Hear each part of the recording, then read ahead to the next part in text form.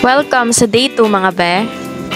7 AM nag-check out kami sa una naming tinuluyan para lumipat dito sa tinutuluyan ng ate ko sa Grand 101 Apartel. Dito sa may Mandawi Foam, katabi lang mismo ng factory nila. Ay, akyat bundok nito.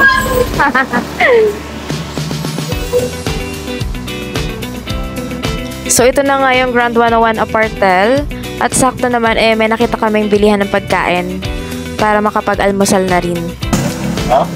Really? Gusto mo dito? Huwag na lang, ma'am. Saan ba sila? Hardiplex na harap. Pagkakain nga sakto dumating na si Kuya. Tapos ayan, nag-aaway-away na sila kung ano bang uunahin naming puntahan. Kasi lang.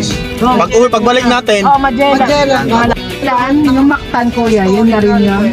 Nandito sa kuan ang Magellan Strike. Haka na Yan pala. picture sa ano. Yun, unang pula ko.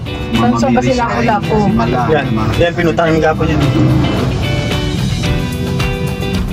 Yung malapit na pwede na makakalapit. Puntahan na natin. Saan meron ka nung dito? Oo. Hindi ko alam kung ano na pag-desisyon na nilang unahin. Pero eto nga, kung ano na lang yung nakita ni Kuya na pwede naming pasyalan.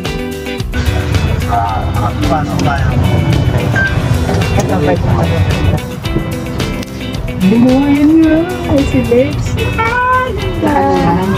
Taas niya pala. Eh, si Lex. So dito nga muna kami dinala ni Kuya sa Plaza Zugbo. Nandito nga yung City Hall nila at katapat naman nun yung Magellan's Cross at Colegio del Santo Niño Church. Asa na kaya sila?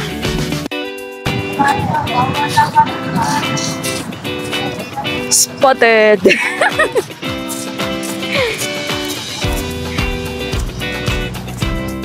Si Kuya naka-green parang gusto magpa-picture.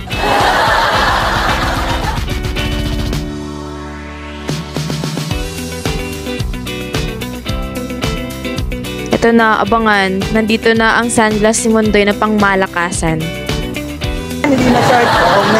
Say hi sa vlog! Hi guys! Dito kami sa Cebu. Nakawala sa Cebu. May nakawala po sa Cebu. Nagwawala daw sa Cebu. Pwede na pumasok sa Dalaysi. May pala. Kaya naman, GoPro mo.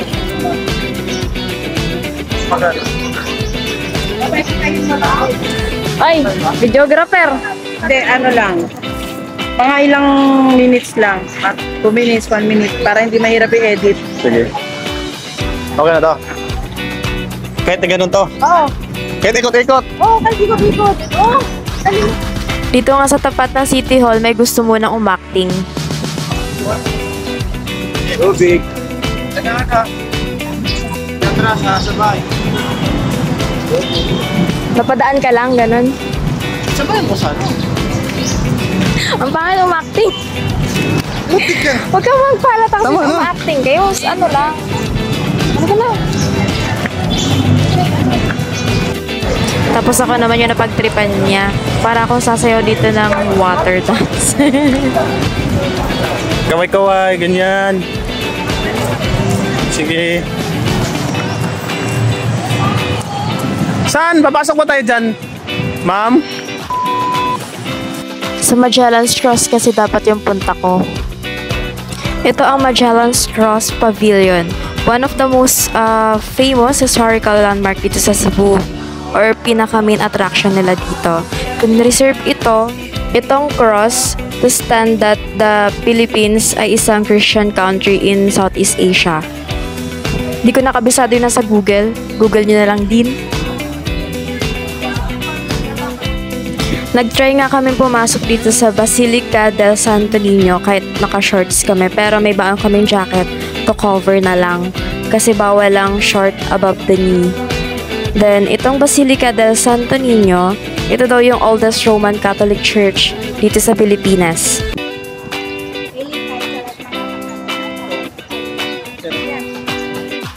At grabe mga be, ang ganda ng church na to. Tignan nyo.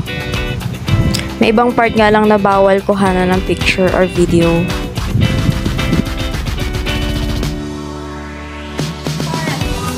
Lechon. Saan tayo? Saan tayo? Karkar. Kakain ng lechon. Lechon everyday. Kahapon, kakalitsyon lang ah. Ano, kahapon lunch and dinner, lechon. Ngayon lunch, lechon ulit. Lunch lang ah. Lunch lang.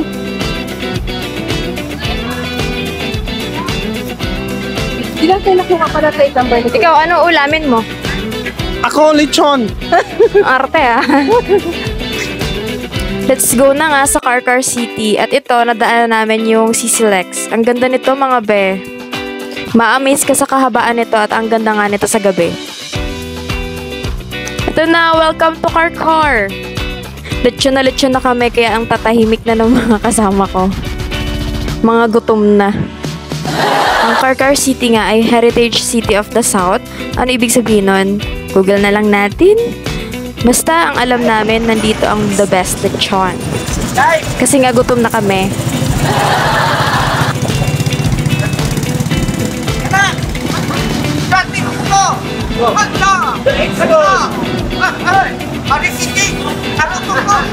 Dito kami dinala ni Kuya Salita and Joel.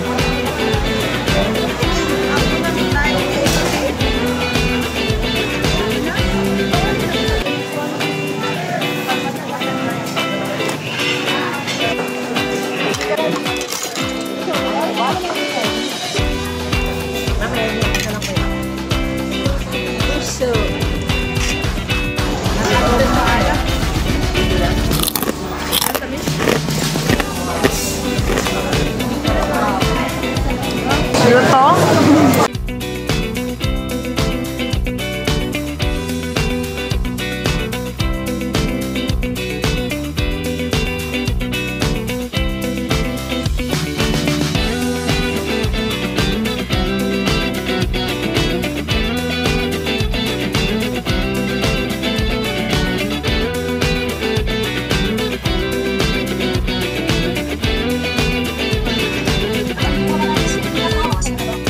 After namin kumain, dumiretso na kami dito sa Simala Church. Mas mahigpit nga dito, muntik na kaming hindi makapasok kasi ang iksi ng mga short namin. Pero buti na lang may nag-rent or nagpaparent ng shawl na pwede mong gawing skirt sa labas. 20 pesos lang naman. Simala Church is one of the most well-known and most visited new church here in Cebu. For believers, Simala Church is said to be a solemn place to reflect and a visit will give you life more perspective. Tama ba? Nabasa ko lang yun sa Google.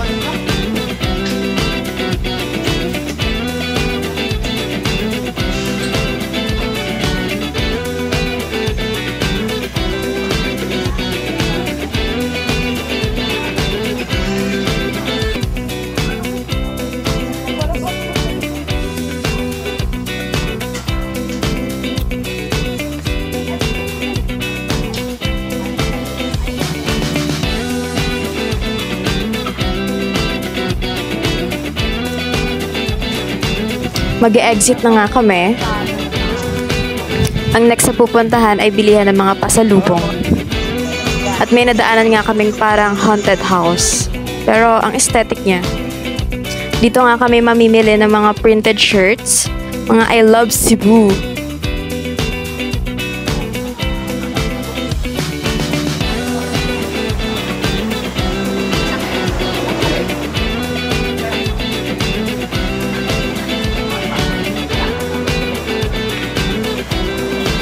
At dumaan rin kami dito sa Tabuan Public Market para sa danggit, dried pusit, at iba pa. Pinatuyong isda. At dahil gutom na naman kami, dito kami magdi-dinner sa Sugbo Sentro. Madami namang choices dito.